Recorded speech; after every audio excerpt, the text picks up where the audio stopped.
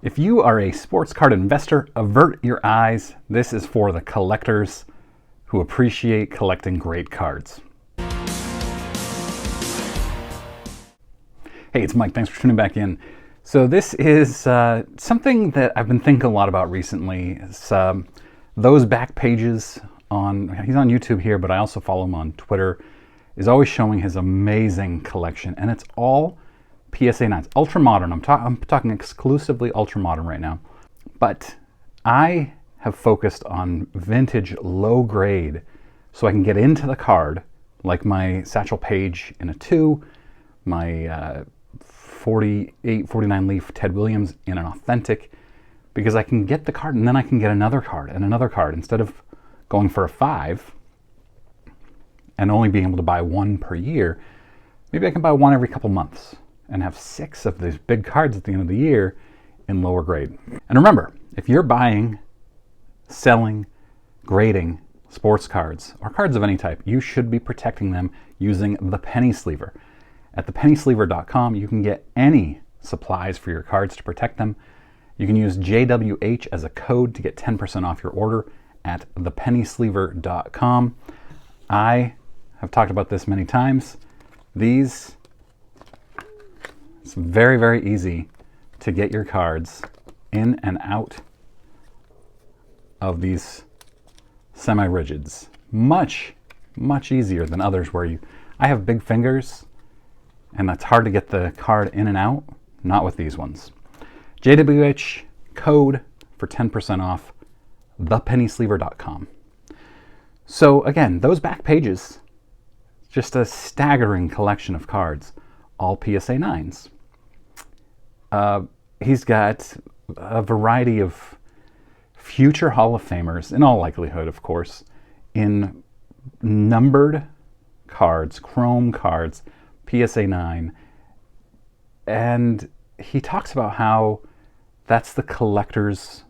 Oh, he had a recent quote that said, on vintage, pinholes and paper loss on the back is a collector's best friend. And similarly with ultramodern, 9s look exactly the same as 10s in most cases. So why not buy the 9 and then move on to your next card instead of saving and saving and saving? Now, if you're a sports card investor, it's very different because you want the bigger cards. You think that they're going to appreciate more in value. They probably are. They're more scarce, but you can only have a few of them, whereas you can have a lot of them. So I was talking to Mike Moynihan about this, and I said, I got to get a video out of this. And he suggested comparing the prices and seeing how many of them you can get at the 9 price versus 1 at the 10 price, which is a fantastic idea. So we're going to do that today. So I have some notes. We'll go through this. And the first card I thought of, which I'm only going to use a little bit, is the Griffey Jr. 89 Upper Deck. And it's not really new enough for this concept, but a 10 is $1,800. A 9 is less than 10% of that at $160. And an 8 is only $65. We'll come back to that one. Now, thinking about the last 10 years or so, the top players, all hitters in this case, and Shohei, who's both. So I was going to say Mike Judge. B-E-A. Aaron Judge, his catching rookie, in a 10 is $110, and a 9 is $25. Ronald Acuna Jr., Topps Chrome X-Fractor, and a 10 is $310, and a 9 is $65. I would love to have either of these cards just in a 9. Like, why buy the 10? And I am guilty of this. I want the 10s. Like, I have a bunch of Shohei rookie and Acuna rookies all in 10s.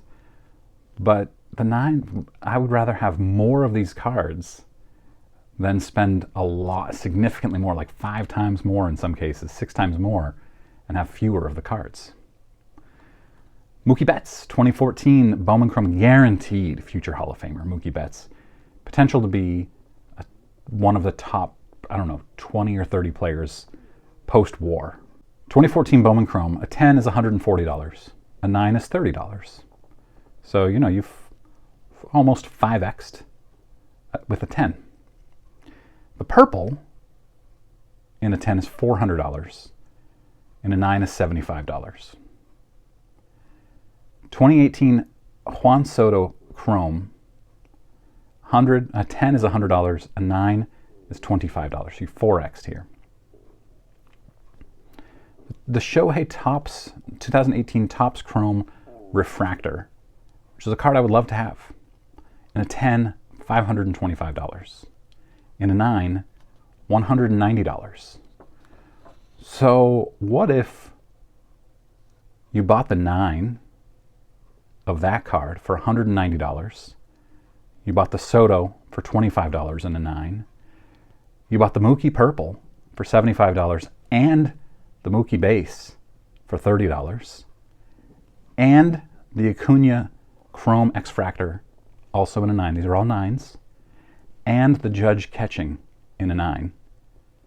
You would still have enough left over. Instead of buying the Shohei Topps Chrome Refractor in a 10, you still have enough left over to get a PSA 8 in the Griffey 1989 Upper Deck, and then you'd still have another $30 or $40 left over. So think about how much you can get with a smaller, with a lower grade, 9s, and even with 8s, obviously 7s, but the price difference, the value difference from 9 to 10 is staggering. And then it's far, far less for 7s and 8s to 9. Now, obviously, this applies to raw too, but it's much easier to compare. We're talking graded 10s and 9s. It's unbelievable how many cards you can get just buying 9s instead of buying 110. And this applies to a lot of different things. I looked up a lot of cards. The 9 to 10 ratio is huge, or the 10 to 9, you're talking 4 to 1 in most cases. It's huge. So does this concept change anything for you? Let me know in comments. I'm not buying a whole lot of ultra modern cards, but it applies in vintage. Like I said, and I've teased this a bunch, but I have a big new series coming out.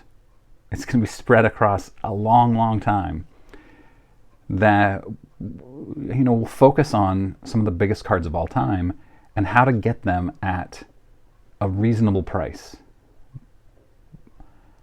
So I'm really excited to roll that out. It'll be soon. Speaking of soon, this weekend, Clearing the Bases will not be on Sunday. I will have it out on Monday, Memorial Day, Monday morning. I'm traveling to Vermont with family, picking up a collection. But yeah, let me know. Let me know what does this, do you already collect this way? I know a lot of people do. Had you ever thought of it this way? Will this change anything? I will certainly, at the National, be looking for some of these cards that I just mentioned in 9s. So we'll see. I would love to add some of these big cards of potential future Hall of Famers, rookie cards. All right, guys. Thanks very much for watching.